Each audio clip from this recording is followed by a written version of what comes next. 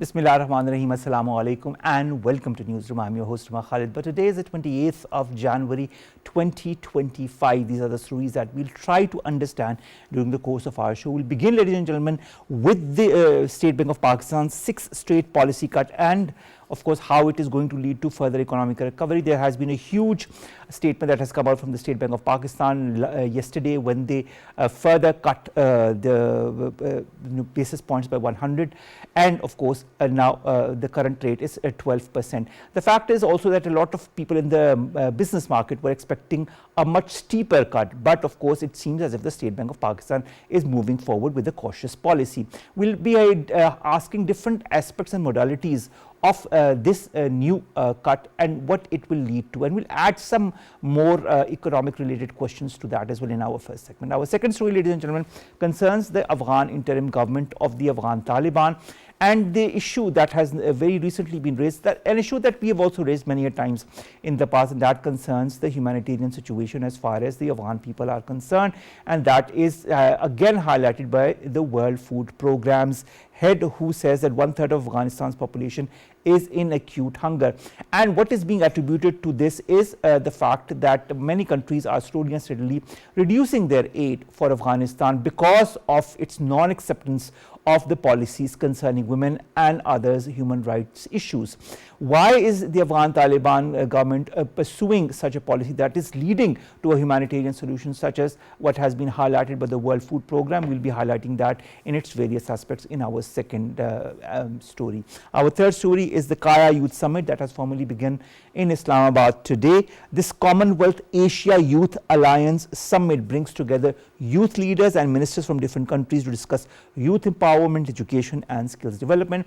Then, ladies and gentlemen, we are going to talk about Google, that it says it is going to change the name of Gulf of Mexico to Gulf of America. You remember how Donald Trump had said that in his inauguration speech on Google Maps once it is officially updated in the US Geological Names System. It also talked about the Mount McKinley, that will also be the new name as well, as per the changes that have been suggested by US President Donald Trump. Finally, we are going to talk about a giant stun installation, Helios, which is the latest artwork by British artist Luke Jerram, which is 23 feet wide, and it is lit in the Baroque interior of a painted hall at the Old Royal Naval College in London's Greenwich, and you all can see how beautiful this is looking. We always try to add stories like these in our format, and this is going to be the last story tonight.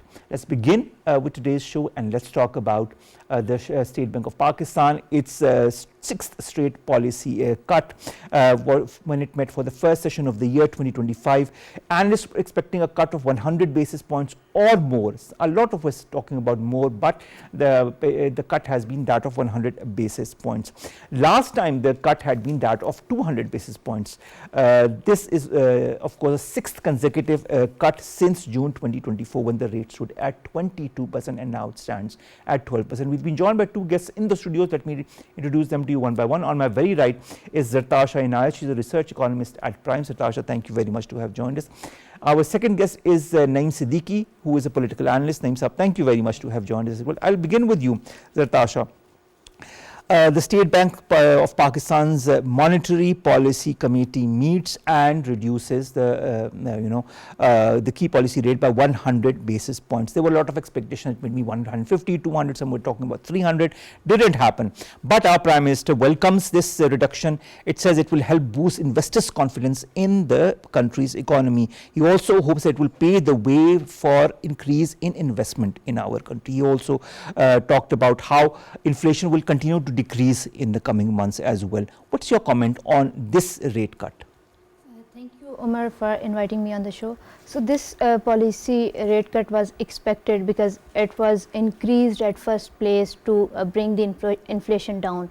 So now that the inflation is 4.1% against the target of 5%, it was expected to that the policy rate would be further brought down than what it is now. Even the industrialists and businessmen are arguing that it should be brought to single digit level. But I believe MPC is Monetary Policy Committee is taking cautious measures to not reignite the inflation, and it is currently gradually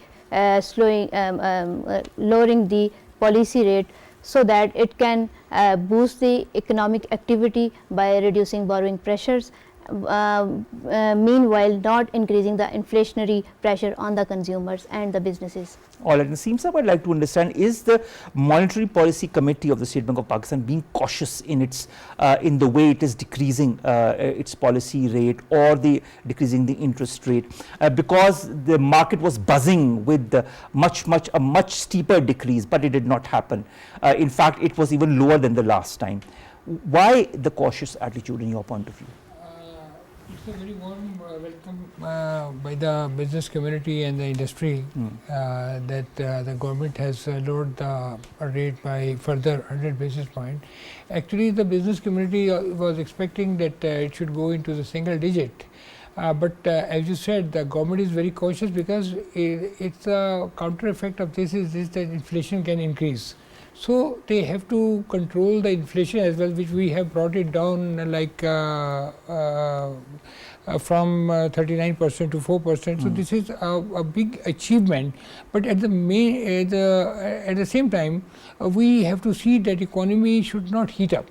So for that, they have to be very cautious. And I was actually talking 2 days before on this subject, and I was saying that probably 100 to 150 basis points they will reduce it, and because we have another 4 or 5 monetary policies coming till June 25th. So I hope that it will further reduce to 400 basis point till June. So it will come under single digit, which is the basic requirement of the business community. Prime Minister has welcomed it very well, and rather on the contrary, Prime Minister said that I want to reduce it to the 15% lower, so that the business community can work well. They could take the money out. They should invest in the different projects. So basically, what is good about this policy rate reduction is that we will have the opportunity for the cheaper borrowing from the market, for the boosting to the economic growth. True. And then the stock market will grow, and then the impact on return of the people from the bank, that is the side part of this. Then the impact on the inflation, as I said. That whenever the markup will go down, it will increase the inflation because the economy will move. You know, if you see the history of Pakistan, even in the last 3-4 years, whenever GDP growth went up to 6.25%, it was only because we are a consumption-based economy. True. Okay, when we spend 92% of our savings, you know, or rather much more sometime. So therefore, economy heat up, and mostly the government has controlled the imports. When imports will increase and the demand and supply sector will work, then automatically we will see the inflation will further go up. So when the State Bank increases the markup or the policy rate, it is only one reason, that they want to control the inflation. So for that reason, you see that we went up to the 22%, yes, which is one of the highest in the history of Pakistan. But now, as you said, the government is very conscious, the State Bank is very conscious. We have the pressures of the IMF. We have to straighten our economic policies. We have to see, we have to work in the right direction. And one thing very important is that we want to get foreign direct investments, which is a very important requirement in moving the economy into the international market, because our most aim is to get dollars, and we can get dollars only 2 ways. One is our diaspora, and second is our export.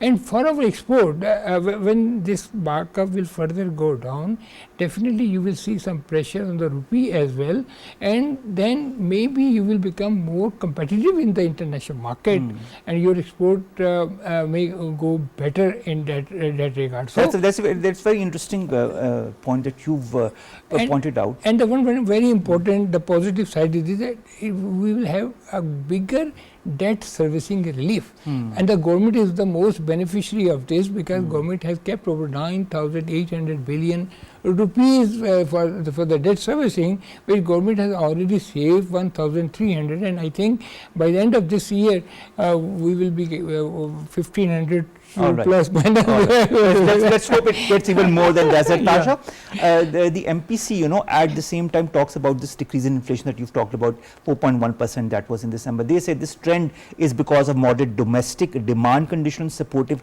supply side dynamics and favorable base effect. Secondly, it also notes that the core inflation, while it continues to ease, it's still at an elevated level. I'd like to understand two things. The first, these drivers of this decrease in the inflation, how do you view these? Will these drivers continue to sustain themselves during the current fiscal year? Secondly, why is core inflation still elevated?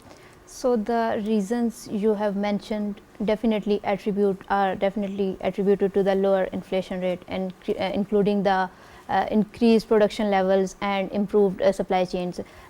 Coupled with that is the base effect, because if you see, the base effect is basically in the last year, or in 2023, our inflation was quite high.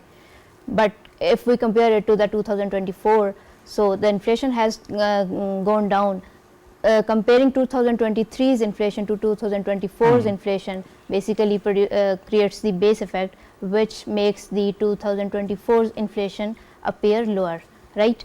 Secondly, one thing I would like to emphasize is that when we say that the inflation has come down, we don't necessarily mean that the prices are down as well.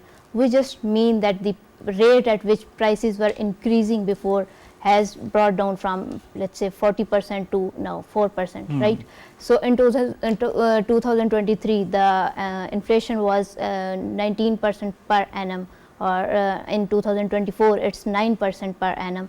So you know, the difference is prices are not increasing at the same rate as they were before. So if you even go to the market, and even people ask me that despite that inflation rates has been brought down, we don't see a significant difference in prices or the things that we buy.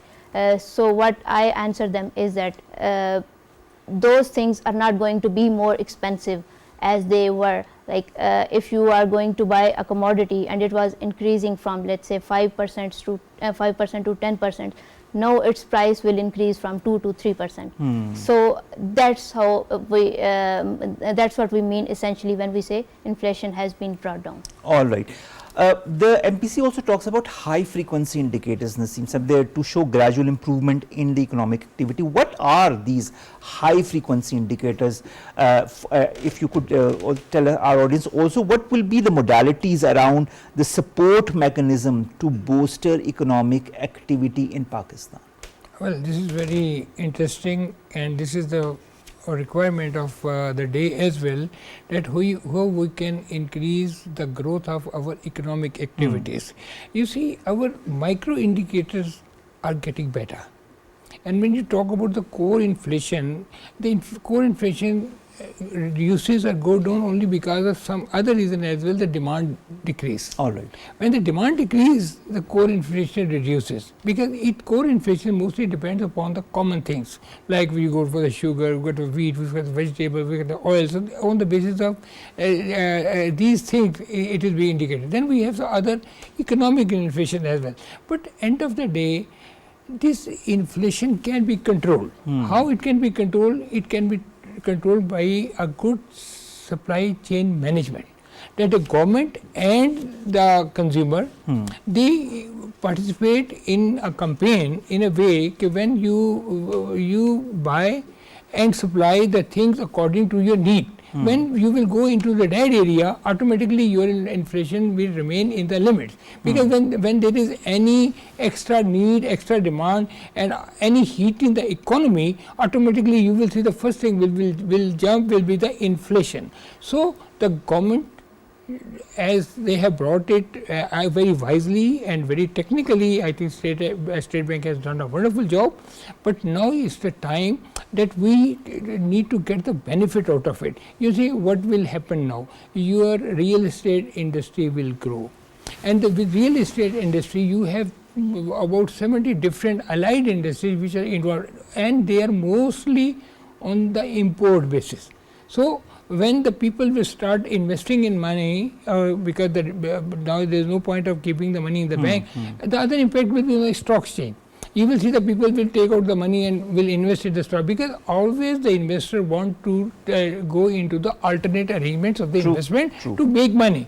So here government have to see what sort of taxes they can have, what sort of policies they can give, what sort of incentives they can give, and how we can invest the international investor to invest in Pakistan, so that our local fiscal deficit, the local currency should not be under pressure. Rather, we should have the investment from the international market and make our currency to a stable level, which could give confidence to the international investor that this country, the economy is going into the right direction, and here is the point that we can bring money over here, then we can invest here, make money, and then our micro and macro indicators will automatically go into in a way where we can have our fiscal and trade deficit in an equation where it will be beneficial for the Pakistan economy.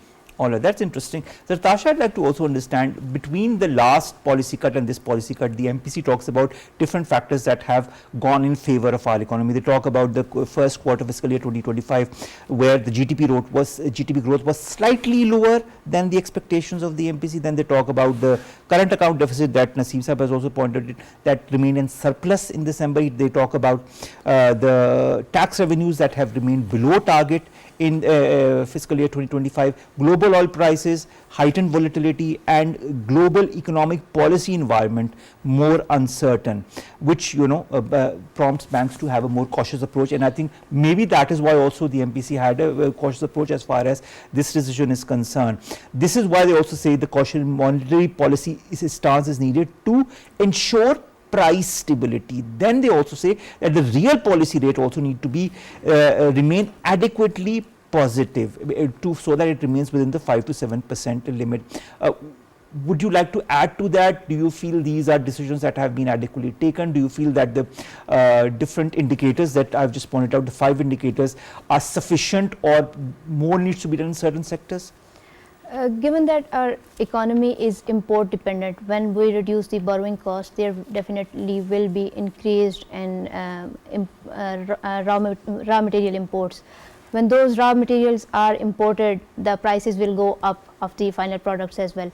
So this is a cycle. There will be high inflation, and to bring it down, SBP will increase the interest rate, and once the inflation has been brought down, the interest rate will be brought down as well, right? So in these challenges, and given that our economy and our GDP growth has been lower than the projected, and government has to meet the FBR's revenue shortfalls before the IMF, under the IMF's umbrella and conditions. I believe that we do need to tackle these challenges carefully, because even though some indicators like current account surplus and inflation, lower inflation, and now the lower interest rate are some positive indicators of the recovering economy, we still need to do more in that aspect. And I would like to mention the IMF's report which was published during the EFF program, and in which IMF highlighted and it basically cautioned the SBP to remain vigilant to the inflation. It should not suddenly bring the interest rate down, or it might lead to reigniting the inflation. All right. Naeem Saab, the MPC talks about the decrease in inflation. That is what she just ended her answer by. And they say that this decrease in inflation is mainly led by certain factors like downward adjustment in electricity tariffs, adequate supply of key food items, stability in exchange rate, favorable base level. Then they also say that, but they also caution that the inflationary outlook could be subjected to risks that could emanate from volatile global commodity prices or policies of major economies, or the magnitude of administered energy tariff adjustments. That's also a very important point. Volatile perishable food prices that could change, as well as any additional target that would be needed to meet the revenue target. When you look at the inflation, how cautionary should we as Pakistanis also be in the coming months? Because of course we don't know what's going to happen from here in June and June till December. Yeah, exactly. you know, after COVID, you know, the international business environment has affected the whole world, and particularly the countries like Pakistan, who are basically mostly surviving on the diaspora remittances and the export. True. And we have a limited areas to export. Basically, what government need to do is that from the European market and the American market, because we have over 60% export to the Europe and then to America, we should find out the new market like Africa, like the Latin America, and particularly I've seen in the SCO conferences, the Pakistan Prime Minister emphasis mostly on doing the business in our region, and particularly there is a one very big area sector which is a blue economy, which we need to get benefit out of that, and we can and the countries like the Central Asian up to Russia can be benefit from our this blue water and the blue economy, because the only Pakistan has the warm water available for, and we need to see a strong and peaceful Afghanistan, so that we can do the trade with these countries particularly, and with China and Saudi cooperation with Pakistan, and the investment coming from these countries and the some other countries as well, will ultimately make your foreign investment secure in Pakistan, and that is the main area that if you can get the foreign investment, automatically your local market will get strong. True. Because the investment will come here, we will get jobs, and when we will get jobs, employment, automatically it will impact on the reduction of inflation and elevation of the economy. So these are the basic things which when they are combined, automatically your country's both deficit will go into the straight lines, and that is what is the government required, and that is what is the government is doing. And particularly if you see nowadays our Prime Minister and our Commerce Minister and other people are mostly emphasizing on the new venues like the IT, like the artificial intelligence, other than the conventional market what we are doing. So we out of the box. So that is the solution we need to do, and particularly we should give open and situation to the business community that they should work hard and they should make and provide maximum employment. As I told you that we have not get the benefit from our particularly the blue economy, and that is a big area, and we can make a lot of dollars out of that, and transport even from here up to China and from here up to Russia. That is the area which need to explore, and that is the political stability will automatically lead us to the economic stability, and that is which we are praying, and that is which we are seeing. Inshallah, good is happening, and good will continue to happen as far as Pakistan's economy is concerned. Thank you very much, Zartasha, Inayat. Thank you very much, Naeem, Siddiqui Sahab, to have joined us and to have discussed the different aspects of this latest decision by the MPC at the State Bank of Pakistan, reducing the policy cut by 100 basis points. So now, of course, the interest rate stands at 12%, but let's see what the coming months have in store as well. Thank you very much to both of my guests. Let's come to my second story, and that concerns Afghan interim government, its policies and the acute humanitarian situation as far as our neighboring country is concerned. Now, the United Nations World Food Programme says 1/3 of Afghanistan's population is in acute hunger. She says the agency can only feed half the millions of Afghans in need after cuts in international aid and an impending freeze in US foreign funding. She says many people are now living on just bread and tea. We all know the situation that the Afghan interim government has gone through since it was taken over by the Afghan Taliban in 2021. We also know that the Afghan interim government has refused to adhere to many of the conditionalities that were put by the world body, specifically when it comes to the humanitarian rights, the rights of the women, the rights of the girls, education is concerned, because they have put a lot of restrictions as far as girl and women rights, whether it's the right to education or the right to work is concerned. And to add to that are many other conditionalities that are impeding basic life in Afghanistan. The fact is also that that is why a lot of countries are slowly and steadily reducing the aid, and to add to that, there are also decisions that have been taken by the US as far as cutting further aid for Afghanistan is concerned. There have been indirect remarks by Rubio in that context, and there are other issues as well concerning the US aid to Afghanistan, which had been going on since very recently. But what is going to happen now that Donald Trump's government is in power? Will new decisions be taken as far as the Afghan interim government is concerned? Will that lead to further economic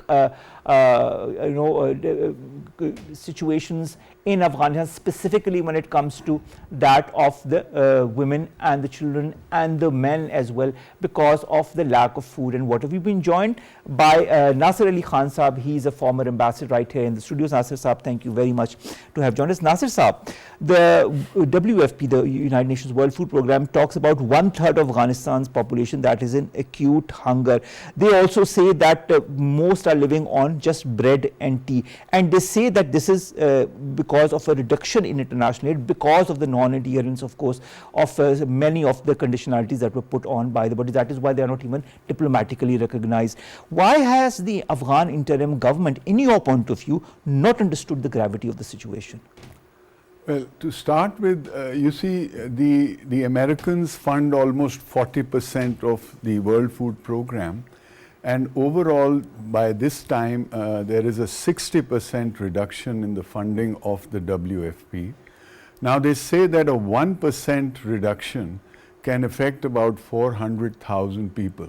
So you can imagine how many people would be affected by 60% reduction. Now there are other areas which are in dire need of food assistance. For instance, parts of Yemen are, Uganda is, Syria is, Gaza is. So, you know, as far as Afghanistan is concerned, it is, when you consider the major donors who are mainly Western powers and Saudi Arabia. So there are the United States, US, Germany, and you know, Saudi Arabia. So this is also a kind of political issue as far as priorities of donors are concerned. However, having said that, you see, as far as the Afghan interim government is concerned, Afghanistan has been at war for almost half a century. True. And during this period, not only the devastation caused by war to the economy and the livelihood of the people, but also natural disasters like earthquakes and floods and even drought have affected them. And therefore, you know, the people, especially in the rural areas, have really suffered over these years. Now, as far as the Afghan interim government is concerned, in my opinion, their priorities still lie elsewhere. Okay. Now, when they talk about, for instance, human rights or women's rights and things like that, apart from the fact that the general population, and especially in the rural areas, generally men in Afghanistan are not keen to give their own women too many rights. They are happy with the way things are traditionally. So that is one point, and as far as the Afghan interim government is concerned, it had also promised in negotiations before they came into power for the second time that they would probably give more rights to women, and they would also make sure that non-state actors do not conduct acts of terror outside. But they backtracked on all of that. Indeed, and that they would have an inclusive government. So right now the people that are opposing them are basically the non-Pashtun Afghans who have been left out of the government, and the ISIS Khorasan. So this is in a sense an existential threat to the government. So when I talk about priorities, what I'm trying to say is the poor in Afghanistan have suffered for half a century. So really, why are they continuing to suffer? This is what I understand. Yes, because the situation is such that whoever is in Afghanistan in the government doesn't have these priorities. They are busy fighting other problems, you see. So at the end of the day, it will have an impact because it has an impact on the popularity of the government as well. So whether you're democratically elected or not, it is important to see what public opinion is saying about you. All right. Mariam Wardak also joins us from the US. Mariam, thank you very much to have joined us. Mariam, this very alarming statement by the head of the World Food Programme, I mean, sends shivers down many a spine when you say that millions are without proper food and they are just, you know, surviving on tea and bread. But at the same time, when you look at the strategies of the Afghan interim government, you realize that they are not adhering to many of the conditionalities that the West and other donor countries have put forward to the Afghans, and that is leading to a reduction as far as the aid to Afghanistan is concerned. In your point of view, will the Afghan interim government continue with such strategies? Will the common man continue to bear the brunt of these strategies in the form of dire state or as far as humanitarian affairs is concerned? What's your take on that? Well, I mean, I have a huge take on this, but just to summarize it a bit, I mean, as your former speaker particularly mentioned, the restriction on women or limiting humanitarian operations or the demonstrating a lack of government operations and prioritization of the welfare of the population. I think that the Taliban, by not addressing these issues, they continue to just exacerbate the already dire humanitarian crisis. Now, the importance of, if changes are not taking place, donors, nations are unlikely to restore or even increase aid, as you can see what happened with the Trump administration, further worsening the humanitarian crisis. Now, to Taliban, I think what is important is their ideology and their stance. Now, if that's going to outweigh the need of the people or how the outcry of the people are going to turn out, that's what we have to wait and see. And unfortunately, in this case, it's going to be a dire humanitarian issue. That will indeed continue to be, and I don't know what the next couple of weeks or months have in store as far as the Afghan people are concerned. Coming to you, Nasir Ali Khan Saab, the US State Department issues a stop work order on Friday for all the existing foreign assistance and has paused new aid because they want to review it and then allocation will be aligned as per the foreign policy. How is that, in your point of view, going to impact further Afghanistan's current aid situation? That is, as you said, it is the biggest donor. It has already cut its aid. But what will happen now that it has paused the aid for Afghanistan under the current circumstances? Shouldn't the Taliban now at least make some efforts to align their objectives accordingly if they are to receive any kind of further aid? Because if Donald Trump's government finds out that they are not aligning with their foreign policy objectives, he might completely stop their aid for Afghanistan. You see, the United States, when they left Afghanistan, they had many issues and many resentments against what happened in Afghanistan. Globally, it was not considered a successful mission. They were there for 20 years, 2 decades, and yes. they were not able to achieve a lot of their objectives.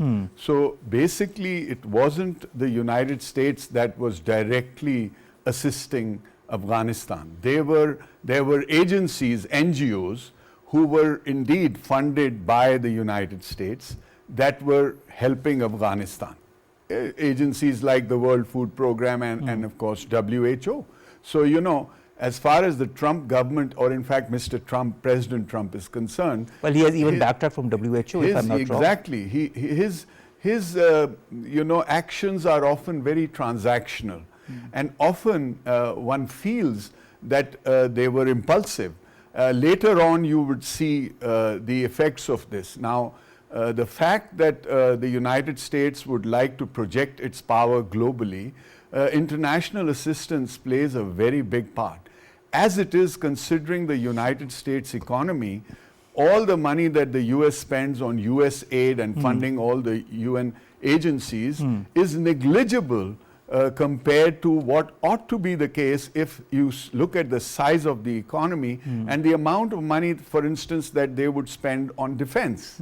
Now, as far as the Taliban are concerned, the Taliban are not giving priority to this. And where the chickens may come home to roost is that, you see, if things reach a point where there is so much suffering, that two things will happen. One, there'll be an exodus to neighboring countries when you're starving. There'll be more refugees going in all directions, whichever is convenient to them.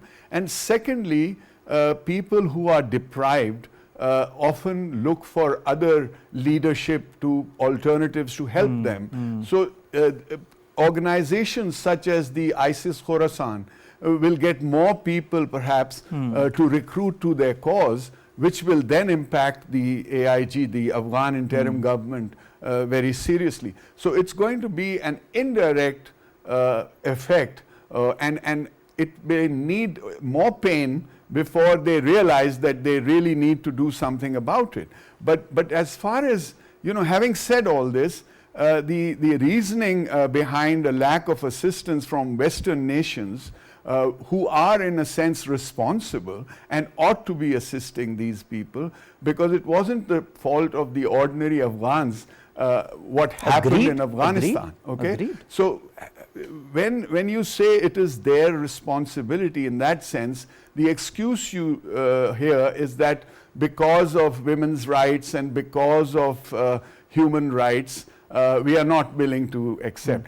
In this day and age, and in light of recent events, especially in Gaza, this looks like something which is more or less sort of hypocrisy. As somebody said, that on the one hand, you object to women being forced to cover their heads, but in full view of the world, you can see women's heads being chopped off, and yet nobody is taking action against the violation of the rights of the people in Gaza. So you're talking of a duality, basically. Sorry? You're talking of a duality as far as the I'm talking about hypocrisy and a lack of credibility. All right. You see?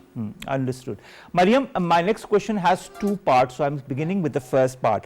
The International Criminal Court prosecutor announces he has applied for arrest warrants for 2 Taliban leaders, including Supreme Spiritual Leader Haibatullah Khunzada. He has accused them of the persecution of women and girls. What impact is this going to have on the currently aggravating humanitarian solution in Afghanistan if they are in fact arrested, or if there is political turmoil within Afghanistan? Could the situation go out of hand? This is the first part of my question. I'd like you to answer that, and then we'll go to the second part. I mean, the ICC arrest warrants may intensify the Taliban's hostility towards the international organization, possibly continue to hinder the humanitarian efforts. And while it's symbolic, these actions do pressure the Taliban, but also risk alienating them further.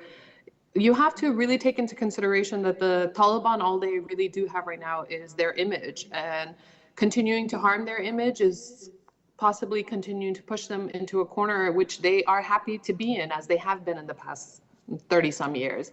And now the lack of accountability and engagement could lead to a deeper, again, humanitarian crisis. I can't emphasize this as much, as aid agency may face greater restrictions with all these sanctions and tariffs and possible cutting with other future leaders.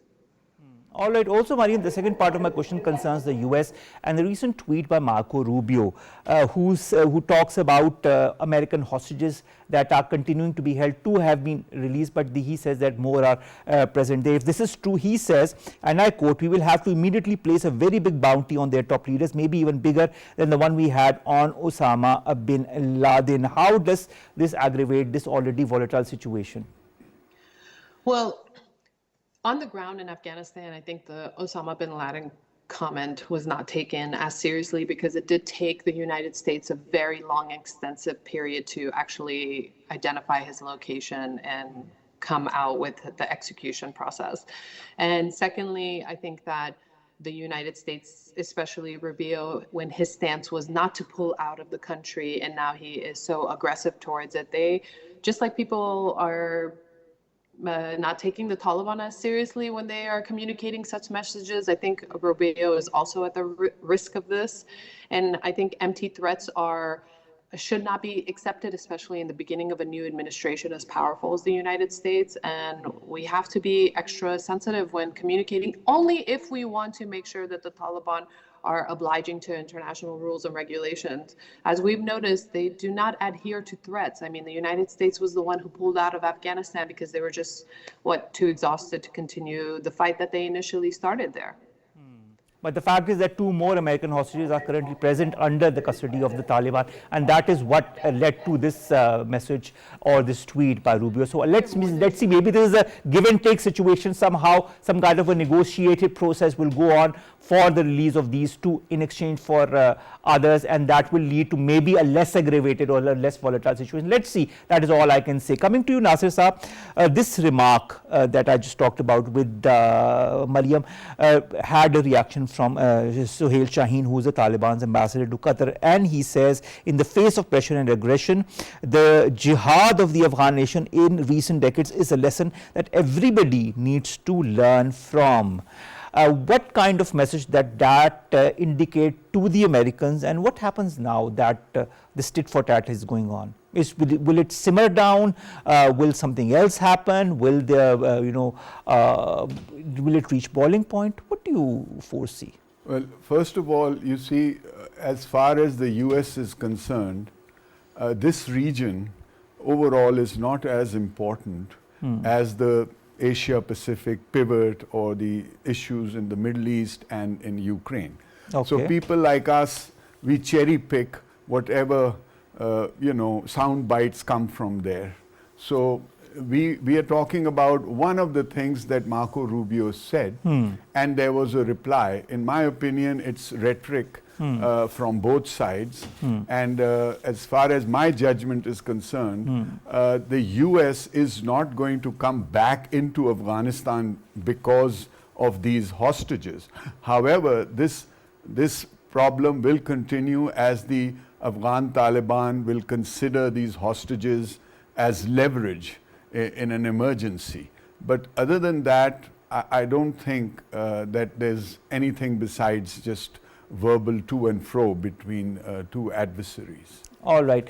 Mariam, last question as far as you are concerned. I'd like to understand the terrorist elements within the Afghan territory and the number of times that has been highlighted from Pakistan as well as from the US and other important organizations. The United Nations has also taken out a report as far as that is concerned.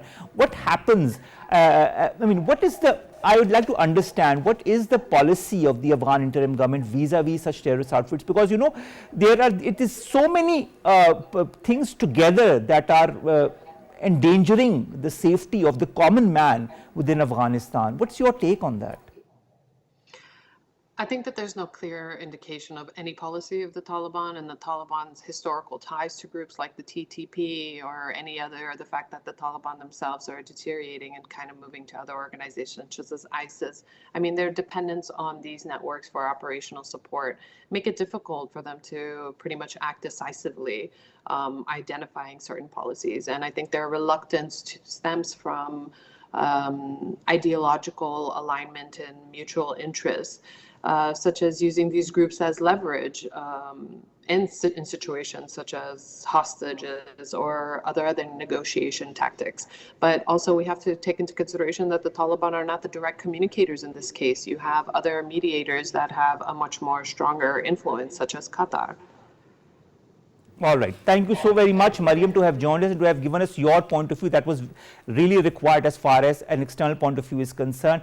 And thank you very much, Nasir Ali Khan Saab. Both of my guests, thank you to have joined us, to have talked to us about this development, this humanitarian development that we've been talking about in the past as well, but it continues to aggravate. And the fact is that we need to really, at least the Afghan interim government needs to realize that it needs to prioritize its people first and the other things afterwards. Once the people are safe, once the people have whatever they need for food and water, then they can, move towards other avenues. But, we are only doing a show and we can only discuss, we cannot implement that as for the Afghan interim government to do. But thank you very much to to have joined us. Let's come to our last 3 stories very, very quickly. The first is the Commonwealth Asia Youth Alliance Summit that has formally commenced in Islamabad today. Brings together young leaders and ministers from different countries to discuss youth empowerment, education and skills development. It is going to have different sessions, including capacity building session on climate action, session focused on leadership, stakeholder management and resource mobilization. Then Google says it's going to change the name of the Gulf of Mexico to the Gulf of America on Google Maps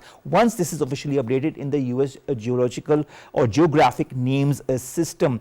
The change will be visible in the US, but it will remain the Gulf of Mexico in Mexico as well. Outside the 2 countries, users can see both the names as far as the Google Maps are concerned. It has, this is official that the name has been changed. Google Maps is also going to make a similar change with Mount McKinley. And these are all part of changes that the US Trump administration had made, and we had heard about them in his inauguration speech as well. Finally, a giant sun installation, ladies and gentlemen, called Helios is the latest artwork by British artist Luke Jerram. This is 23 feet wide installation and is in the Baroque interior of the painted hall at the Old Royal Navy College in London's Greenwich. The painter says that this soundscape lighting and sheer scale of Helios make this the most dramatic and ambitious of his designs, and he cannot wait to see it showcased at the painted hall. And it is this whole design is the objective behind it is to provoke thought in people and to inspire awe, and also to discover the grandeur of the iconic hall. We know your imagination is as far as you take it, and you can highlight it through different ways, as James has done through this Helios. With that, ladies and gentlemen, we come to the end of today's newsroom. See you inshallah tomorrow with new story segments that pertain to us, you and Pakistan. Stay safe. Allah Hafiz.